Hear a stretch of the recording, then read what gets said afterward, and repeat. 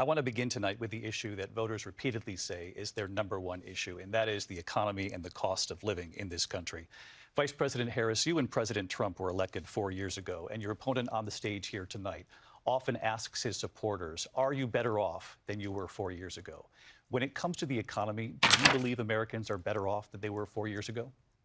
So I was raised as a middle-class kid, and I am actually the only person on this stage who has a plan that is about lifting up the middle class and working people of America.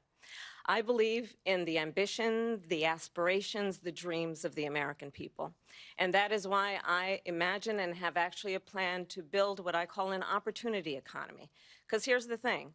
We know that we have a shortage of homes and housing, and the cost of housing is too expensive for far too many people. We know that young families need support to raise their children, and I intend on extending a tax cut for those families of $6,000, which is the largest child tax credit that we have given in a long time, so that those young families can afford to buy a crib, buy a car seat, buy clothes for their children. My passion, one of them, is small businesses. My mother raised my sister and me, but there was a woman who helped raise us. We call her our second mother. She was a small business owner. I love our small businesses. My plan is to give a $50,000 tax deduction to start up small businesses, knowing they are part of the backbone of America's economy. My opponent, on the other hand, his plan is to do what he has done before, which is to provide a tax cut for billionaires and big corporations, which will result in $5 trillion to America's deficit. My opponent has a plan that I call the Trump sales tax, which would be a 20% tax on everyday goods that you rely on to get through the month. Economists have said that that Trump sales tax would actually result for middle-class families in about $4,000 more a year because of his policies and his ideas about what should be the backs of middle-class people paying for tax cuts for billionaires. President Trump, I'll give you 2 minutes. First of all, I have no sales tax. That's an incorrect statement. She knows that. We're doing tariffs on other countries. Other countries are going to finally, after 75 years, pay us back for all that we've done for the world. And the tariff will be substantial in some cases. I took in billions and billions of dollars, as you know, from China. In fact, they never took the tariff off because it was so much money they can't.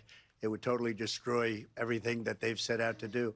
They're taking in billions of dollars from China and other places. They've left the tariffs on. When I had it, I had tariffs, and yet I had no inflation. Look, we've had a terrible economy because inflation which is really known as a country buster. It breaks up countries. We have inflation like very few people have ever seen before, probably the worst in our nation's history.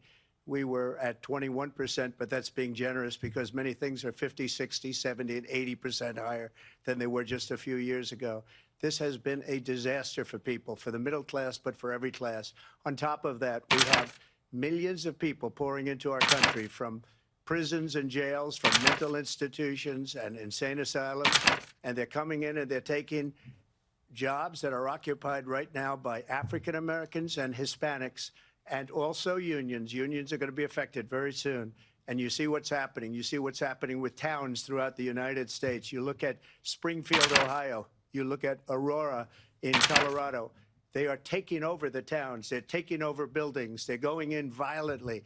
These are the people that Xi and Biden led into our country, and they're destroying our country. They're dangerous. They're at the highest level of criminality, and we have to get them out. We have to get them out fast. I created one of the greatest economies in the history of our country. I'll do it again and even better. We are going to get to immigration and border security during this debate, but I would like to let Vice President Harris respond on the economy here. Well, I would love to. Let's talk about what Donald Trump left us. Donald Trump left us the worst unemployment since the Great Depression.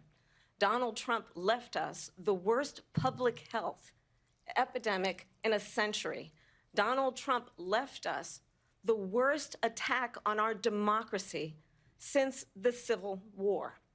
And what we have done is clean up Donald Trump's mess.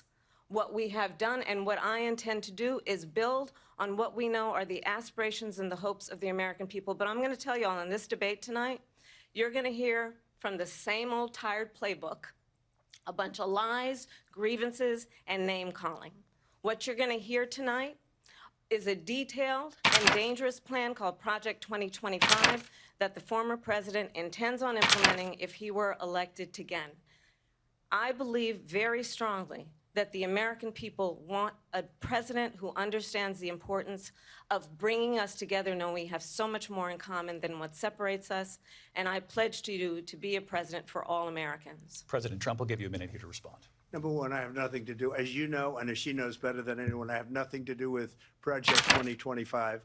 That's out there. I haven't read it. I don't want to read it purposely. I'm not going to read it. This was a group of people that got together. They came up with some ideas, I guess some good, some bad, but it makes no difference. I have nothing to do. Everybody knows I'm an open book. Everybody knows what I'm going to do. Cut taxes very substantially and create a great economy like I did before. We had the greatest economy. We got hit with a pandemic. And the pandemic was not since 1917, where 100 million people died, has there been anything like it. We did a phenomenal job with the pandemic. We handed them over a country where the economy and where the stock market was higher than it was before the pandemic came in. Nobody's ever seen anything like it. We made ventilators for the entire world. We got gowns, we got masks, we did things that nobody thought possible. And people give me credit for rebuilding the military. They give me credit for a lot of things, but not enough credit for the great job we did with the pandemic. But the only jobs they got were bounce back jobs. These were jobs bounced back, and it bounced back and it went to their benefit. But I was the one that created them. They know it, and so does everybody else. Vice President Harris, I'll let you respond. So Donald Trump has no plan for you. And when you look at his economic plan, it's all about tax breaks for the richest people.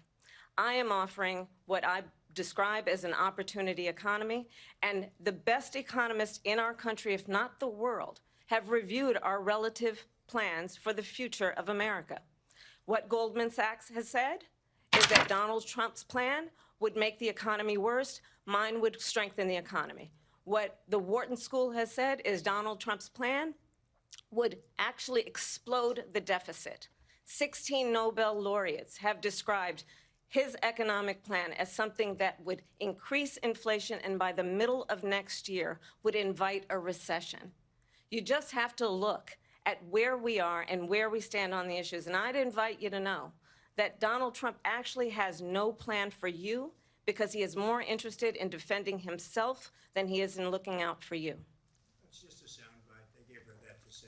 Look, I went to the Wharton School of Finance, and many of those professors, the top professors, think my plan is a brilliant plan. It's a great plan. It's a plan that's going to bring up our worth, our value as a country. It's going to make people want to be able to go and work and create jobs and create a lot of good, solid money for our country. And just to finish off, she doesn't have a plan. She copied Biden's plan, and it's like 4 sentences, like run, spot, run. 4 sentences that are just, oh, we'll try and lower taxes. She doesn't have a plan. Take a look at her plan. She doesn't have a plan.